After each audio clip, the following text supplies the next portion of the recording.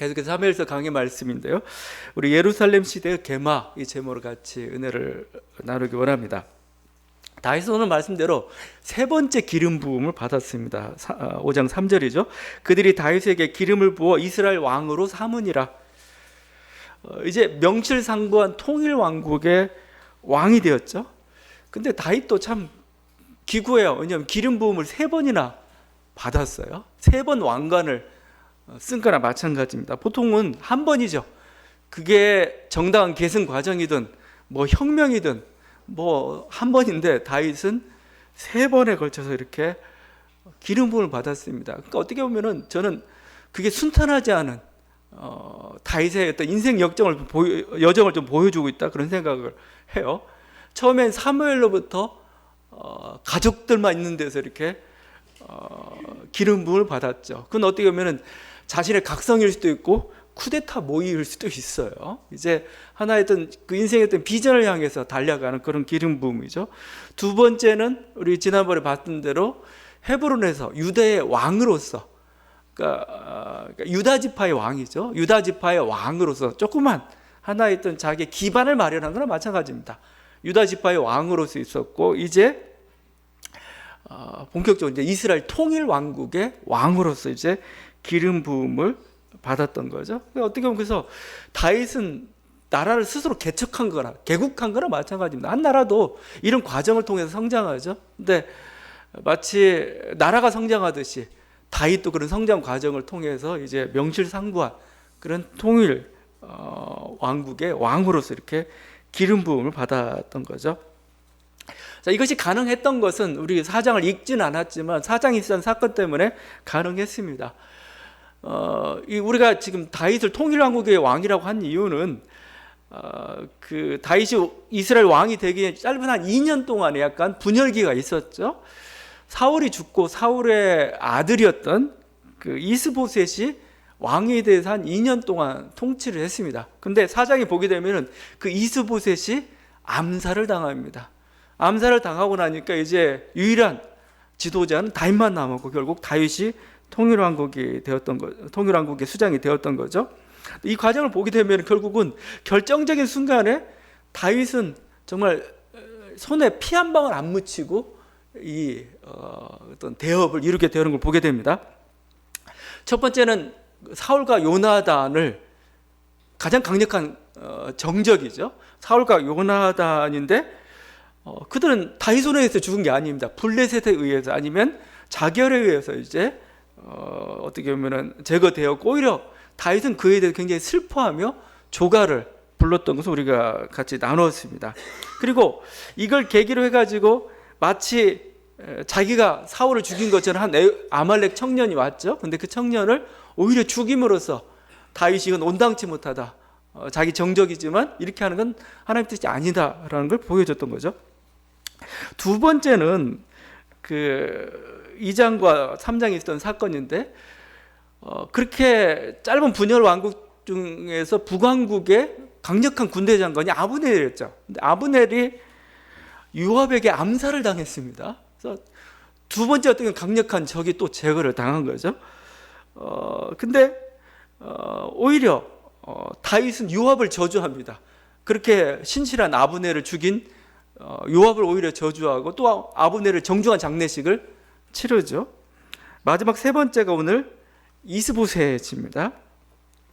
그 이스보셋은 이렇게 어떻게 보면은 이제 사울의 이제 북왕국 왕인데 그 신하에 의해서 암살을 당했습니다.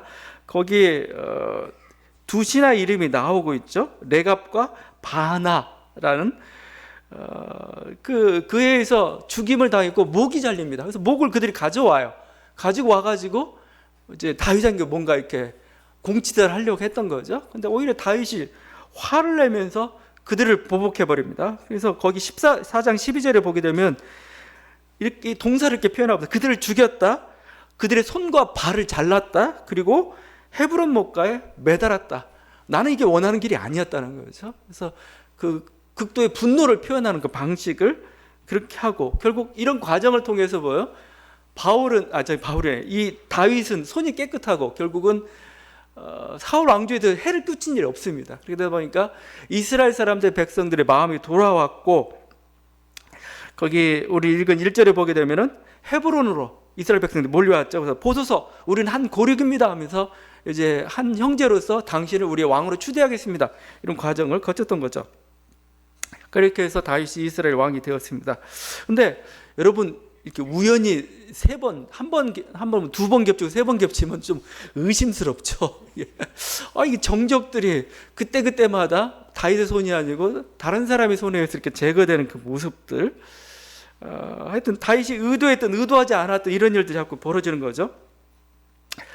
근데 역사라는 건 그래요. 우리가 역사의 진실을 참 알기 어려운 때가 있습니다. 왜냐하면 항상 승자의 손에서 이렇게 기록이 되기 때문에 오히려 이런 그 북왕국과 어떤 이렇게 통일 왕국을 이루기 위해서 어떤 다윗이 북왕국에 했던 일에 대해서는 좀 미화시키는 방향으로, 아닌 것처럼 하는 방향으로 갔다, 이렇게 해석할 수도 있습니다. 그런데 속사정은 알 수 없어요. 왜냐하면 성경만이 유일하게 그것을 증언하고 있고 다윗의 잘못에 대해서 이야기하지 않고 있기 때문에 그렇습니다. 근데 또 우리들이 이런 인간적인 판단으로 이렇게 뭔가 있을 거야 이렇게 보는 반면에, 이게 또 사실이면 다윗에게는 좀 불공평한, 좀 부당한 그런 어떤 우리들의 어떤 부당하게 그를 다윗을 취급하는 그런 잘못을 범하고 있다 할 것입니다. 자, 그렇지만 이런 과정을 통해서 성경이 우리들에게 주고자 하는 메시지가 있어요. 그게 사실이든 아니든 성경은 우리들에게 뭐예요? 이런 삶을 살기를 원하는 거죠. 다윗과 같은 삶을 살기를 원하는 거죠. 그건 뭡니까? 하나님께서 친히 원수를 갚으신다는 겁니다. 하나님께서 친히 자신의 뜻을 이루어 가신다는 겁니다. 우리가 이거에 대한 확신을 사실은 가져야 됩니다. 사실은 사울이 실패했던 게 바로 그거였어요. 사울은 항상 그래서 성급했어요.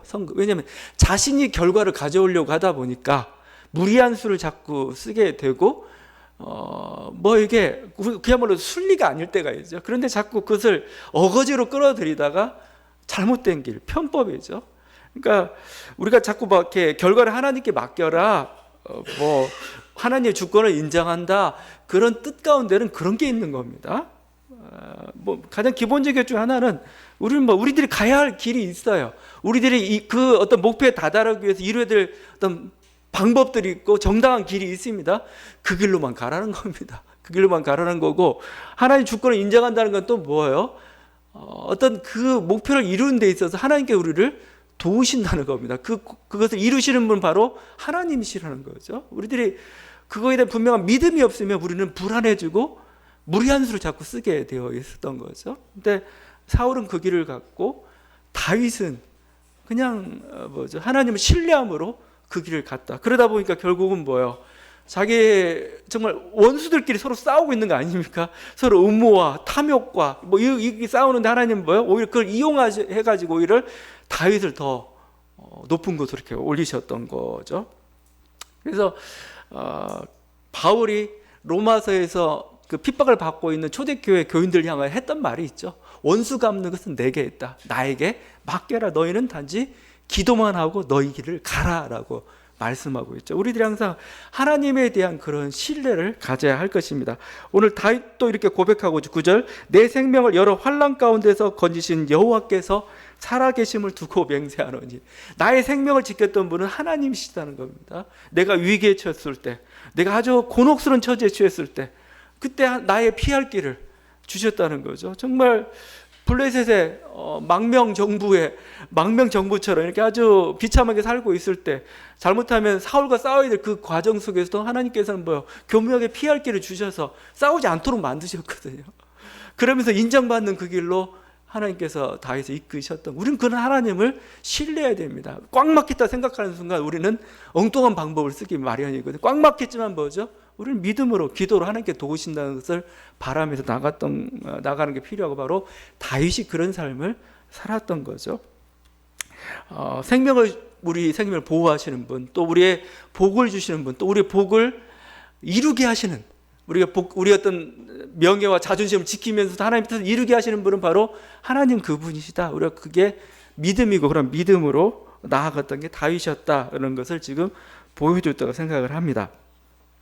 자, 이런 과정을 통해 다윗은 결국 이스라엘의 왕이 되었습니다. 근데 오늘 말씀에서는 짤막하게 지금 짚고 넘어가고 있는데, 다윗이 왕이 된 사건만큼 중요한 사건이 하나가 더 있습니다. 그것은 뭐냐면은 예루살렘을 다윗의 왕국의 수도로 정한 겁니다. 7절이죠. 다윗이 시온 산성을 빼앗았으니 이는 다윗성이더라. 그죠? 원래 이쪽은 여부스 족속이 거하고 있었다고 얘기했습니다. 여부스 족속이 거하던 예루살렘이라는 곳인데, 이 도시를 다윗이 빼앗았습니다. 이 예루살렘은 좀 위치가 괜찮아요. 왜냐하면 헤브론은 너무 남쪽에 치우쳐 있습니다. 근데 남왕국과 북왕국 어떤 중심에 가까운 쪽에 있는 게 바로 예루살렘이고, 이것은 또 천혜의 요새이기도 하고 그렇습니다. 뭐 천혜의 요새는 아닐지라도 그래도 괜찮은 요새예요. 오늘 여기 보면 다윗이 이곳을 치러했을 때 어떤 일이 일어났었냐면은, 사람들이 비웃어요. 뭐냐면 맹인과 다리 저는 자라도 너를 물리치리라. 그래서 여러분 실제 예루살렘에 가게 되면은 이쪽은 뭐 겟세마네 쪽에 하나의 골짜기가 있고, 또 앞쪽에 아골 골짜기 쪽에 또 골짜기가 있고 하면서 한 면만을 빼고는 이렇게 약간 골짜기가 이렇게 둘러싸고 있는 게 예루살렘입니다. 그래서 그냥 여기 아주 그냥 허약한 사람도 그냥 이 성 수비가 가능하다는 겁니다. 어떤 군대도 물리칠 수 있다, 이런 뜻으로 이렇게 조롱하고 있는 거죠. 근데 다시 그걸 점령했습니다. 우리가 보통 이것을 시온산이라고 합니다. 근데 가서 보면 시온산이 안 보여요. 그냥 얕은 구릉지입니다. 약간 구릉지고, 원래 시온산으로부터 출발해서 거기에 다윗성을 닫고, 다윗성이 자꾸 확대돼가지고 그 인근 일대가 이제 예루살렘이라는 하나의 도시가 되었던 것이죠. 이곳에서 33년을 다윗이 다스렸습니다. 근데 뭐 다윗 한 가문의 도시가 아니었고, 이제는 뭐죠? 유다 이스라엘 왕국의 도시가 되었고, 여기에 성전이 세워진 이후로는 정말 어떻게 보면은 그 이스라엘을 상징하는 도시가 되었던 게 이 예루살렘입니다. 그래서 지난 21세기를 맞이하면서 그때 했던 그 여러 가지 행사 중에 하나가 성도 3000년 된 예루살렘을 축하하는 행사가 있어서, 예루살렘 성도 3000년, 대충 다윗이 등극한 때가 BC 기원전 1000년 정도 됩니다. 그러니까 다윗도 참 고대 인물이에요. 왜냐하면 그건 호머의 그 일리아드 오디세이의 무대가 됐던 그 시대와 거의 비슷했던 그런 시대입니다. 그런데 다윗이 하여튼 그때 활약했는데 1000년, 2000년 합치니까 3000년이죠. 그래서 예루살렘은 3000년 도시다, 이렇게 얘기를 하고 있습니다. 그래서 예루살렘의 터에 있는 이 시온산이라는 곳, 이것은 항상 예루살렘 아니면 이스라엘을 상징하는 곳이 되었던 거죠. 왜 시온산이 이렇게 높아졌냐면 이곳에 성전이 있기 때문에 그랬던 거죠. 성전이 있다는 건 무슨 뜻입니까? 이곳은 하나님이 거하시는 곳입니다. 하나님이 거하시는 곳이니까 시온산은 뭐예요? 가장 위대한 것이고 가장 높은 것이고, 이렇게 하죠. 시편에서 이렇게 노래합니다. 터가 높고 아름다워 온 세계가 즐거워하며 큰 왕의 성 곧 북방에 있는 시온산이 그러하도다. 터가 높고 아름다워, 아주 높다 이겁니다. 근데 시온산 해발 한 800m, 900m밖에 안 돼요. 근데 높다고, 가장 높다고 얘기합니다. 에베레스트 산보다 10분의 1밖에 안 되고, 그 위쪽에 좀 더 올라가면 헐몬산이라고, 그쪽 나름대로 그 3000m 되는 그 만년설이 있다고 하는데, 그런 산이 있고 막 그렇습니다. 근데 그 산보다 더 높은 곳이 시온산이에요. 왜 높냐? 하나님이 거기 거하시기 때문에 그래요. 가장 높으신 분이 거하는데, 그래서 예루살렘 표현할 때 마치 서울도 우리가 그렇게 표현하지만 올라간다 표현합니다. 항상 예루살렘을 올라가는 길에 항상 이런 표현을 쓰고 있어요. 그리고 북방에 있다, 북방에 있는 시온산, 이렇게 하죠. 시온산 북쪽에 있는 산도 엄청 많죠. 근데 북방이라면 바로 다른 곳이 아니고 하나님이 거하시는 곳을 가리킵니다. 그러니까 하나님이 거하시는 가장 높은 곳, 마치 이것은 올림푸스 산과 같은, 신들의 거처와 같은 곳이 바로 시온산이다. 그러니까 그들에게는 굉장히 경배의 장소고 가장 영광스러운 땅이 되었던 거죠. 그러다 보니까 선지자들이 외쳤던 것 중에 하나가 시온 난공 불락선이 있습니다. 시온 난공 불락선. 시온은 절대 무너지지 않는다 이겁니다. 왜? 하나님이 거하시는 그 처소이기 때문에 무너지지 않는다, 그래서 어려운 위기 때마다 뭐예요? 이든 이걸 들고 나옵니다. 시온은 하나님이 지키신다. 왜? 하나님이 거하시는 곳이기 때문에. 근데 불행히도 하나님 뜻에 순종하지 않았을 때 결국은 하나님이 시온을 버려버리고 말죠. 버려버렸지만 그걸로 끝난 게 아닙니다. 이스라엘 사람들은 계속해서 시온을 그리워하는 겁니다. 그래서 그 시편의 찬양들은 시온에 대한 그리움으로 가득 차 있습니다. 그게 19, 20세기 이제 시오니즘으로까지 발달을 했죠. 결국은 이스라엘 나라를 다시 재건하는 데까지 다 갔습니다. 이게 시온산이 가지고 있는 그 놀라운 일이죠. 근데 이게 예루살렘은 그런데 참 이런 어떤 높고 영화롭고 또 그들이 자랑하는 도시이기도 하지만 참 불행한 도시이기도 하고 그렇습니다. 그 예루살렘이란 그 말의 뜻이 살렘이죠. 살렘. 평강, 평화라는 걸 가지고 있습니다. 그래서 예루살렘은 평화의 도시예요. 평화의 땅, 평화의 거처 이런 의미를 가지고 있는 게 예루살렘입니다. 그래서 이들은 예루살렘 그렇게 찬양하기 때문에 유대인들 신학지를 보게 되면 하나님이 천지창조하면서 10가지 아름다운 복을 이렇게 세상에 숨겨놨습니다. 근데 그 중에 9개가 예루살렘에 묻혀 있다. 이렇게까지 할 정도로 그들은 자랑을 하죠. 예루살렘 참 볼 것도 없는데 하나님이 계시다는 그 이유 하나로 그것은 엄청난 곳이 되었죠. 근데 참 이게 평화의 터전이라는 어떤 그런 명칭을 갖기에는 좀 비운의 성이 되었죠. 누가 조사해 보니까 3000년간의 주인이 20번이 바뀌었던 곳이 이렇게 예루살렘입니다. 성벽이 완전히 파괴되었다 재건된 것은 10번이나 되었습니다. 우리나라는 이렇게 무슨 서울 이렇게 주변에 성곽도 있고 북한산에도 성곽이 있는데 제대로 성 한번 써본 적이 없는 것 같아요. 그냥 그냥 멋으로 이렇게 그냥 담장처럼 있었지 성의 역할을 하지 못했던 것 같은데 예루살렘 성은 그러지 않았습니다. 10번이 완전히 회파됐다가 다시 세울 정도까지 이렇게 심각한 전투가 많았던 곳, 그만큼 험하게 살았죠. 그래서 예루살렘을 가리킬 때 이스라엘 백성들은 선지자들은 항상 하나가 더 붙여 딸 시온이라고 합니다. 딸 시온, 처녀 시온이 넘어졌도다, 처녀 이스라엘이 넘어졌도다. 항상 해서 이런 어떤 그 비운의 도시, 뭔가 비운의 운명처럼 항상 이렇게 얘기하고 있는 게 예루살렘이죠. 지금도 이곳에 가게 되면은 기독교 또 이슬람교, 유대교 성지들이 다 겹쳐 있습니다. 그래서 장관입니다. 한쪽에서는 기도 시간에 맞춰가지고 막 코라 눕는 소리가 막 들립니다. 그리고 막 그 시간 맞춰가지고 막 그 경비하게서 본 이슬람교도들 이렇게 엎드려 있는 모습을 보게 됩니다. 근데 그 아래쪽엔 또 통곡의 벽이 있습니다. 그래서 거기서 막 이스라엘 유태인들이 머리를 찌우면서 이렇게 기도하고 있는 모습들을 심심치 않게 볼 수가 있죠. 또 그 배경으로는 성당의 종소리가 막 울립니다. 그래서 십자가의 길을 따라서 이제 개신교도들, 카톨릭 교도들이 이제 막 이렇게 행진하고 있는 모습들을 보게 되는 거죠. 모든 종교가 있는 곳, 굉장히 긴장감이 넘치는 곳, 이게 바로 이 예루살렘이죠. 지금도 팔레스틴과 유태인들과의 갈등 때문에 하여튼 항상 전쟁과 또 테러가 끊이지 않는 그런 곳입니다.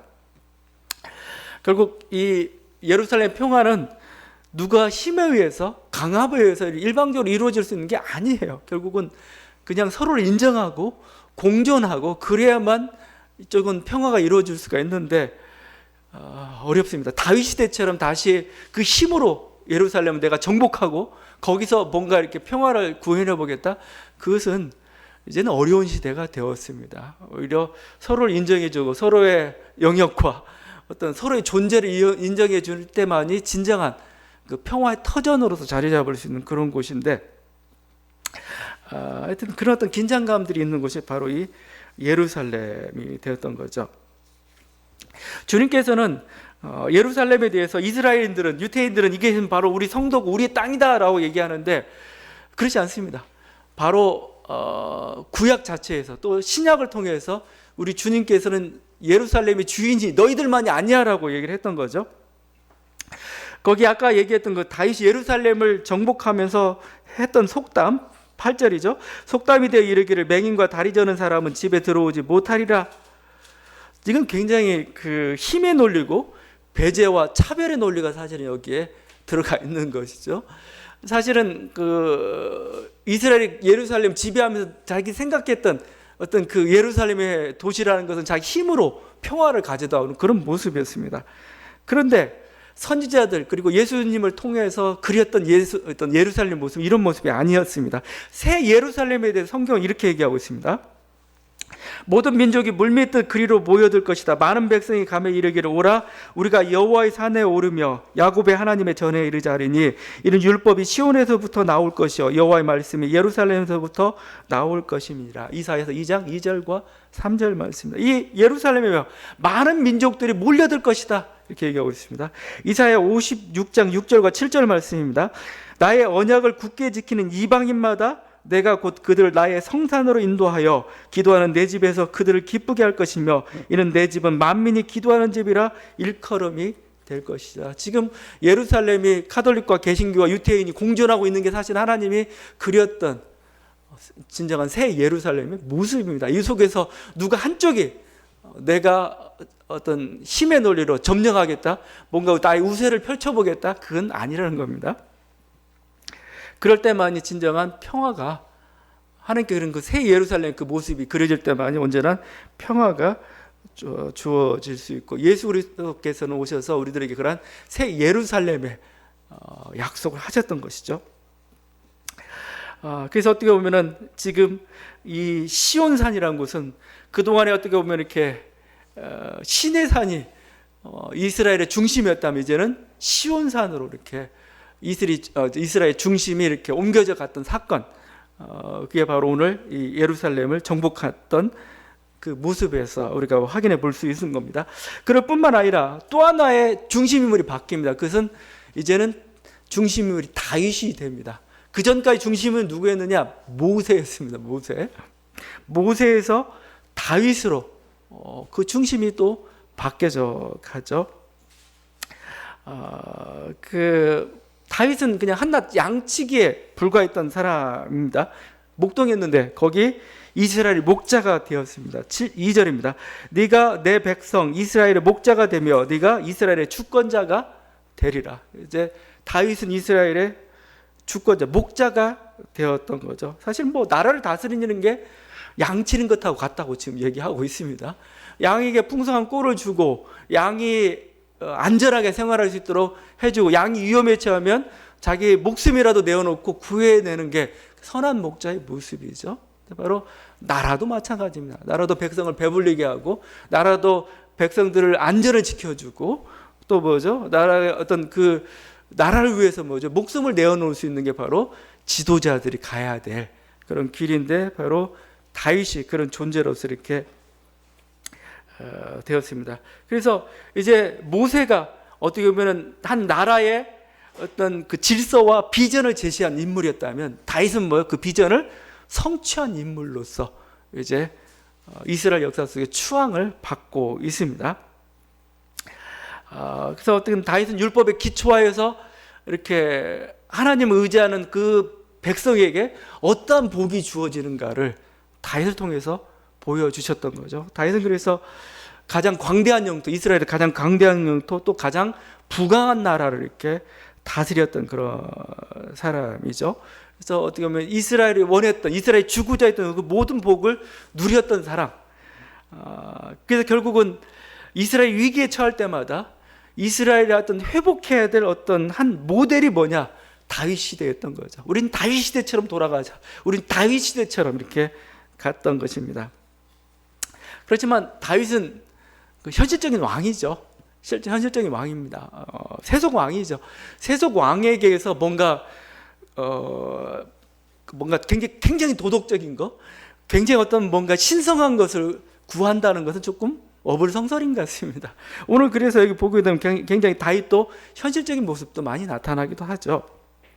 그런 권력자죠. 그래서 거기 11절과 12절을 보게 되면 이제 왕이 되다 보니까 이제 토목사업, 건축 사업을 일으키기 시작하죠. 거기 두로왕 히람이 등장하기 시작합니다. 왕궁을 세우고 또 요새를 세우고 또 여러 가지 것들을, 건축물들을 짓기 시작하고, 솔로몬 때에는 성전까지 짓는 일들이 일어났던 것이죠. 그리고 다윗은 이렇게 생각합니다. 자신의 영예와 자신의 부귀가 내 왕궁이 화려하고 내가 잘 되면 뭐요? 이스라엘이 잘 된다는 항상 그런 착각에 빠지죠. 그건 왕들이 하는 착각이고 흔한 그 착각들인데 어쩔 수 없습니다. 세상 그렇게 돌아가니까요.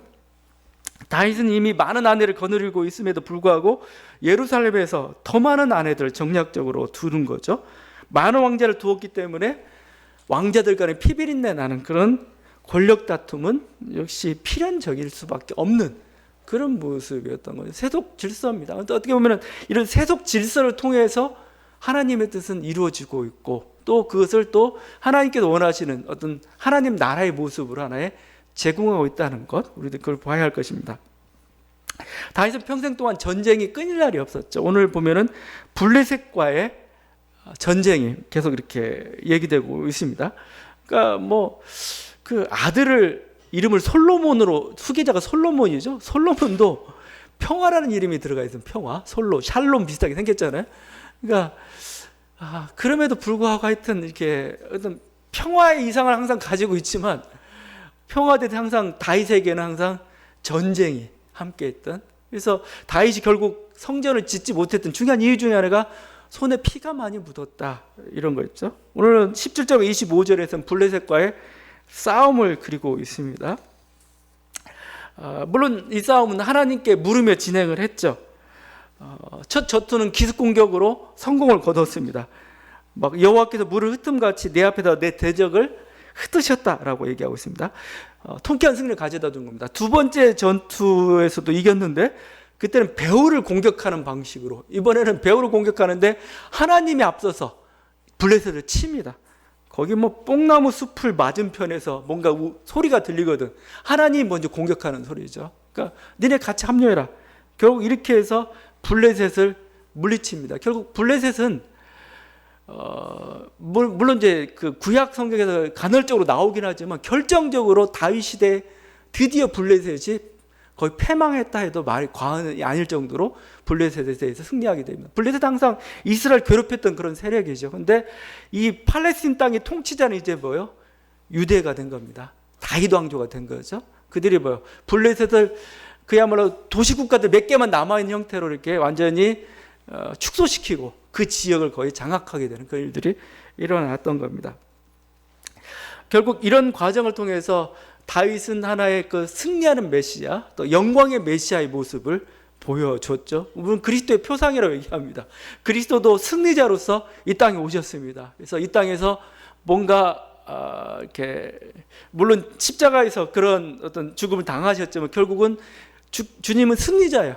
통치자입니다. 모든 귀신과 어떤 악의 세력, 그것을 더 넘어서 공중의 권세 잡은 자도 아니면 이 땅의 모든 세력들을 그들의 만왕의 왕으로서 그들을 무릎 꿇리며 주님으로서 이렇게 오셨고 또 완전한 주님이 오실 거를 기다리고 있는 거죠.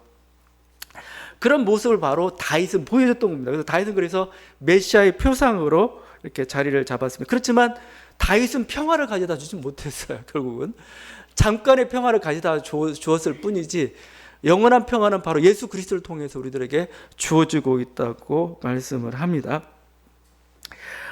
그래서 어떻게 보면 예수님이 오셔서 우리들에게 영원한 평화를 주길 원했어요. 진정한 평화를 주길 원했습니다. 그런데 그 평화의 길은 세상 사람들이 생각하는 그 길이 아니었어요. 다윗 방식으로 뭔가 힘과 권력에 의해서 뭔가 능력으로 누르고 어떤 자기 민족만의 영화를 통해서 이루어지는 그 평화라고 생각했는데 주님은 그 길을 가지 않았습니다. 오히려 섬김의 길이었고 자기 부정의 길이었고 낮아짐의 길이었고 우리 그를 통해서 이루는 그 평화를 얘기하셨고 그럴 때만 진정한 평화가 이루어지고 있다고 말씀하셨던 거죠. 그래서 예수님이 그래서 이렇게 예루살렘을 보시면서 예루살렘에 입성하시면서 예루살렘을 보시면서 막 슬퍼하시면서 눈물을 흘리십니다. 그러면 이렇게 얘기하시죠. 너도 오늘 평화에 관한 일을 알았더라면 좋을 뻔하였거니와 지금 내 눈에 숨겨졌도다 이거죠. 너희가 원하는 평화는 다윗이 이루었던 그 방식만을 너희들이 고집하고 있구나 이거죠. 그 방식을 고집하다가 결국 뭐예요? 이렇게 예루살렘이 얼마나 이렇게 많은 폐허의 도시가 됐고 주인이 20번씩 바뀌고 10번씩 무너졌다 아직도 이루어지지 못하고 있는 그런 어떤 평화를 이루고 있느냐라고 지금 주님 우리들에게 묻고 계신 것이죠. 그 길로서는 힘으로서는 남을 굴복시키는 방식으로는 더 이상 평화는 이룰 수가 없다라고 주께서 말씀하시고, 나는 십자가의 길을 가겠다 이거죠. 나는 자기 부정과, 나는 오히려 자기를 희생하는 길을 가겠다, 낮아지는 길을 가겠다 이거죠. 이를 통해서만 진정한 평화에 이룰 수가 있다라고 말씀하고 있습니다. 우리 안에 있는 모든 탐욕과 모든 우리 이기심들이 사실은 죽고, 그래야 이곳에서 진정한 평화가 이루어지는 거지. 아직도 자기 고집과 자기 생각이 다 살아있는 그곳에서는 뭐예요? 결국은 평화라는 건 남을 밟고 이루는 평화밖에 이룰 수 없다는 겁니다. 주님은 다윗의 길이 아니고 새로운 어떤 십자가의 길을 통해서 우리들에게 평화의 방법을, 또 평화의 길을, 또 우리들 온전한 평화를 주시고 계십니다. 지금도 우리 주님께서 우리들에게 이런 십자가를 통해서 우리들에게 평화를 주고 있습니다. 우리들이 진정한 십자가 앞에 나가지 않는다면은 예루살렘 평화가 주어지지 않듯이 우리들에게 온전한 마음의 평화가 주어지지 않을 겁니다. 우리들은 마치 여기에도 강한 자들이 살아남아 있습니다. 그래서 그것이 탐욕으로, 그것이 뭔가 내 속에서의 뭔가 막 내가 해보겠다는 뭔가 힘의 논리로 이렇게 작용하고 있을 때 진정한 평화는 안 주어진다는 거예요. 오늘 주님께서 주시는 평화의 소식들이 있습니다. 또 평화해 주시는 그런 은혜들이 있습니다. 여러분 다시 한번 예수 그리스도의 평화를 누리며 우리 대림절을 맞을 수 있기를 바랍니다. 기도하시겠습니다.